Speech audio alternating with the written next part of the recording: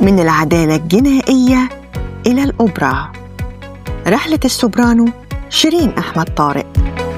مين هي شيرين طارق؟ المغنية السوبرانو اللي لفتت أنظار العالم. هي الممثلة المصرية العالمية شيرين أحمد طارق. اشتهرت بدور البطولة في مسرحية سيدتي الجميلة على مسرح برودواي الشهير في نيويورك.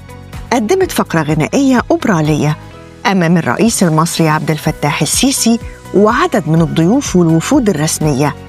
مصرية الأصل، اتولدت في اسكندرية واتنقلت مع أسرتها للولايات المتحدة الأمريكية، ونشأت في ولاية ماريلاند.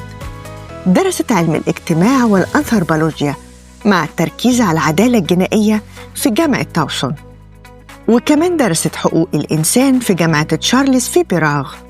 وبدأت مسيرتها الفنية في المسارح الغنائية والاستعراضية، واشتغلت كمغنية على متن سفن الرحلات السياحية، شخصية إليزا دوليتل في مسرحية سيدتي الجميلة على مسرح برودواي، وكانت أول ممثلة مصرية تلعب الدور.